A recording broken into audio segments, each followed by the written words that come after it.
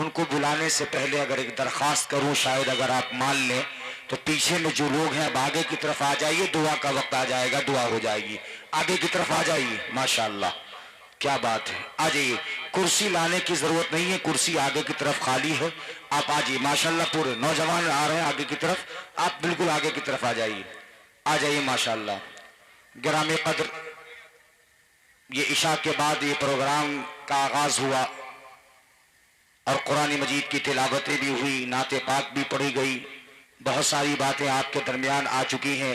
Banner جلسہ سیرت النبی صلی اللہ علیہ وسلم و اصلاح معاشرہ کانفرنس کے نام سے لگا ہوا ہے۔ اب آخری مقرر ہمارے اور آپ کے بیچ اس وقت اسٹیج پر موجود ہیں۔ میں چاہتا ہوں کہ اپنی بات کچھ کہے بغیر بلا تاخیر ایک شعر کے ساتھ حضرت کو آپ کے بیچ کر دوں۔ حضرت کو دیکھیے، میرا شعر دیکھ لیجیے، حضرت آپ کے سامنے آئیں گے۔ سر سے پاؤں تک، مولانا ثناء اللہ صاحب، سر سے پاؤں تک گلابوں کا شجر لگتا ہے، سر سے پاؤں تک گلابوں کا شجر لگتا ہے، باوضو ہو کے بھی چھوتے ہوئے ڈر لگتا ہے۔ سر سے پاؤں تک گلابوں کا شجر لگتا ہے، باوضو ہو کے بھی چھوتے ہوئے ڈر لگتا ہے، اور جب تیرا ساتھ ہو ستاروں سے گزر سکتا ہوں، جب تیرا ساتھ ہو ستاروں سے گزر سکتا ہوں، کتنا آسان یہ محبت کا سفر لگتا ہے۔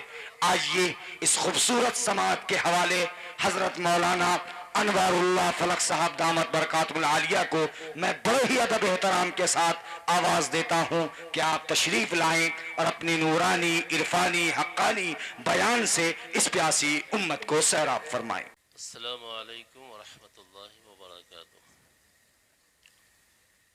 بسم اللہ الرحمن الرحیم وبہ نستعین۔ اللہم صلی علی سیدنا مولانا محمد النبی الامی وآلہ وصحبہ وبارک وسلم۔ حاضرین و ناظرین، مہمانوں اور میزبانوں، بچے کھچے بھائیوں، رب کریم کا بے پناہ شکر اور احسان ہے کہ اس نے اپنی شان کریمی سے سیرت النبی صلی اللہ علیہ وسلم کے بینر تلے مجتمع فرمایا ہے۔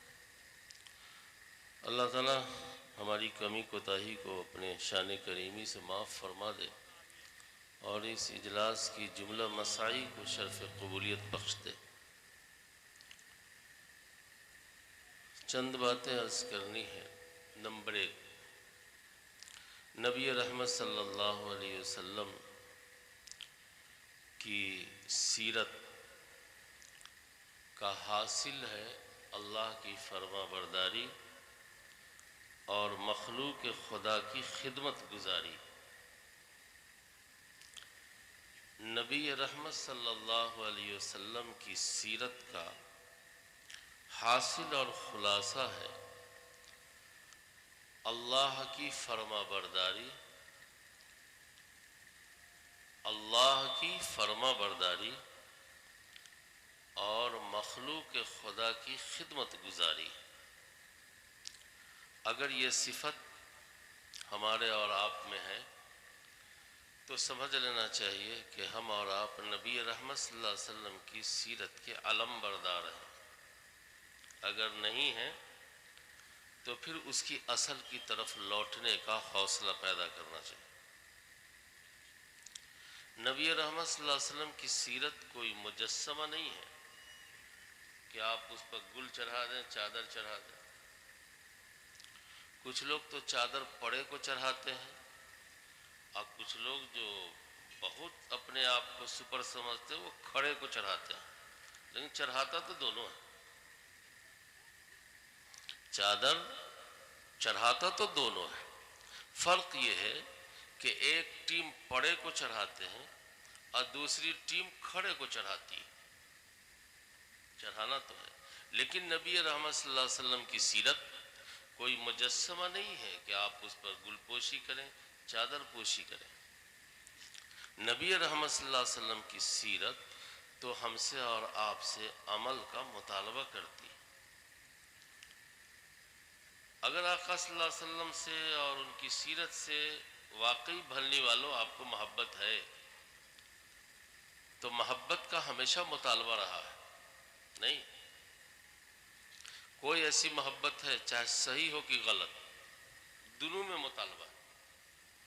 غلط محبت میں تو اور مطالبہ ہے، اب بیجا مطالبہ ہے، اس پر آدمی جان تک دے دیتا ہے۔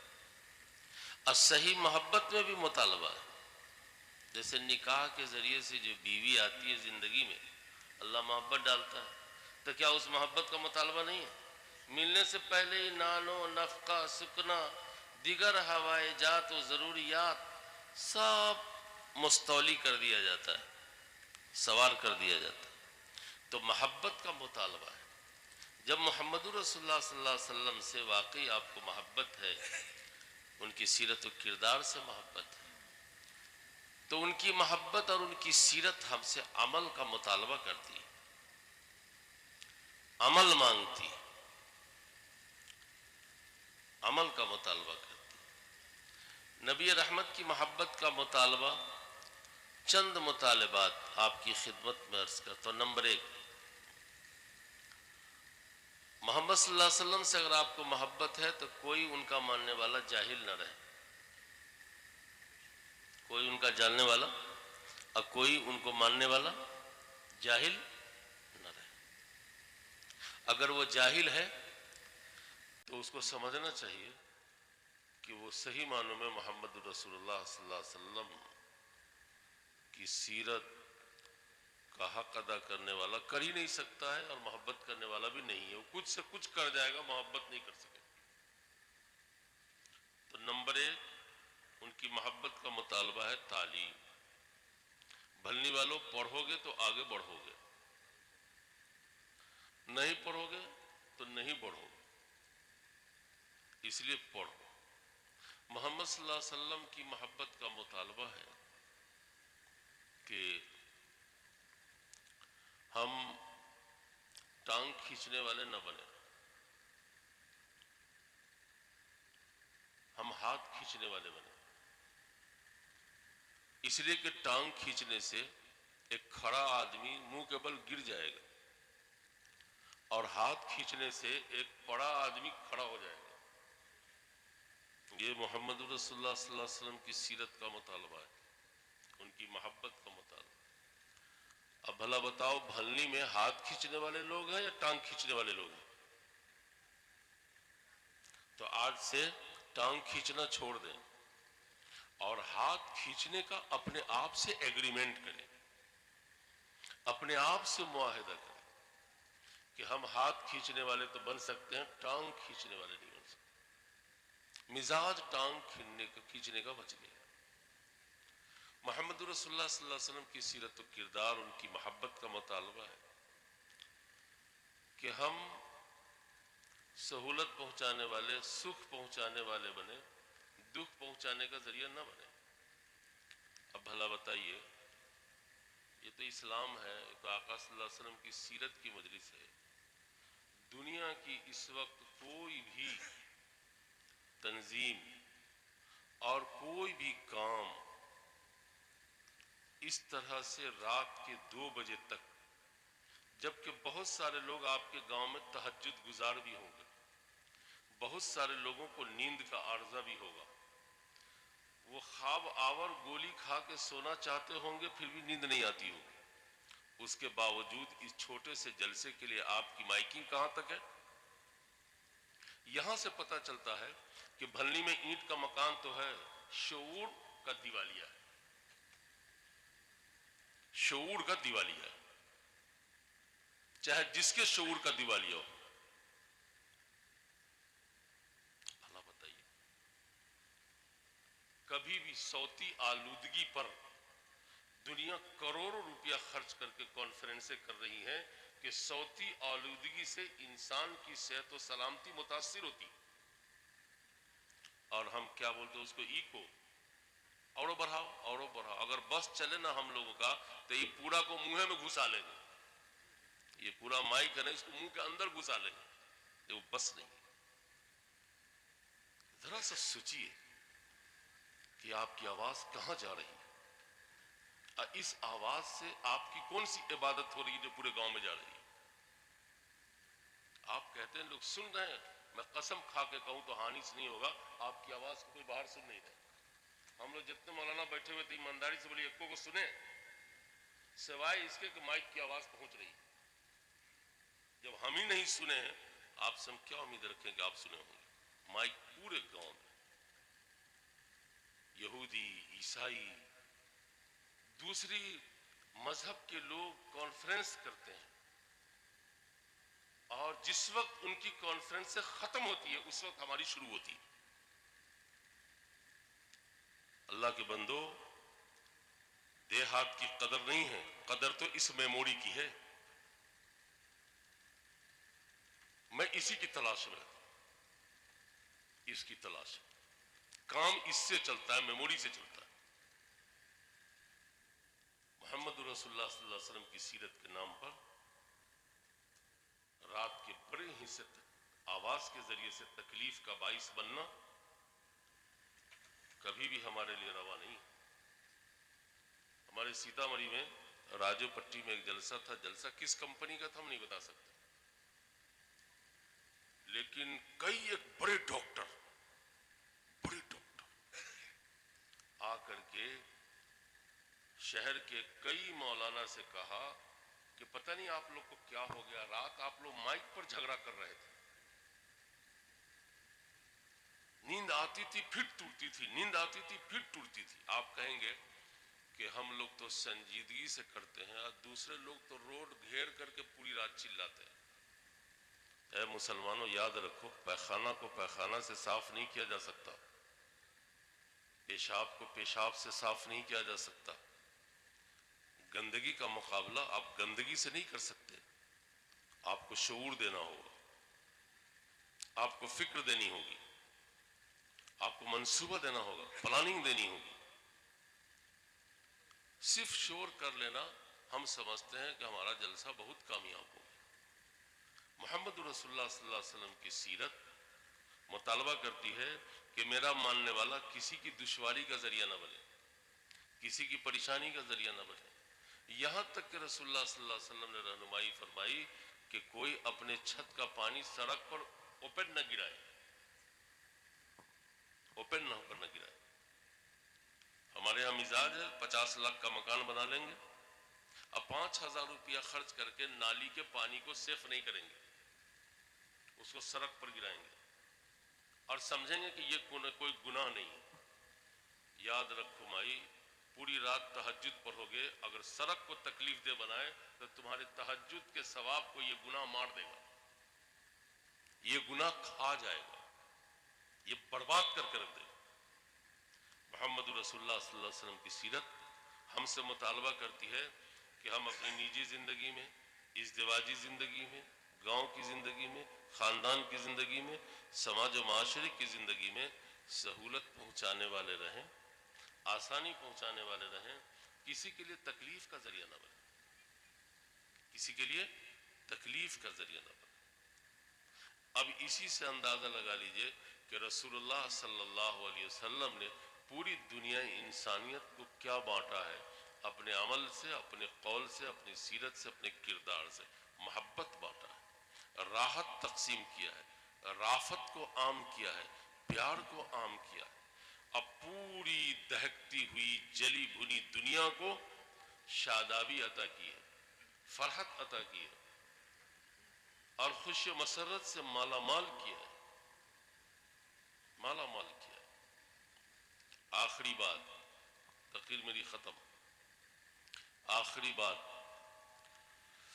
اب اگر اس آسمان کے نیچے، اس زمین کے اوپر دنیا کا کوئی بھی انسان خدا کو راضی کرنا چاہے گا اور محمد رسول اللہ صلی اللہ علیہ وسلم کی سیرت سے ہٹ کر کے چاہے گا تو قیامت تک کی نسل جلا دی جائے گی، پھر بھی اس کے باوجود خدا کی رضا اس کو حاصل نہیں ہوگی. کیوں؟ اس لیے کہ محمد رسول اللہ صلی اللہ علیہ وسلم کی سیرت مرضیات الہی کے حصول کی آخری سند ہے. یہ آخری ایڈیشن ہے، آخری ایڈیشن ہے، اس لیے ادھر ادھر ادھر لڑکوں کا لڑکیوں کا جانا انتہائی تکلیف دہ ہے، اس لیے کہ وہ کچھ بھی کر سکتی ہے، خدا کو راضی نہیں کر سکتی ہے۔ کیوں؟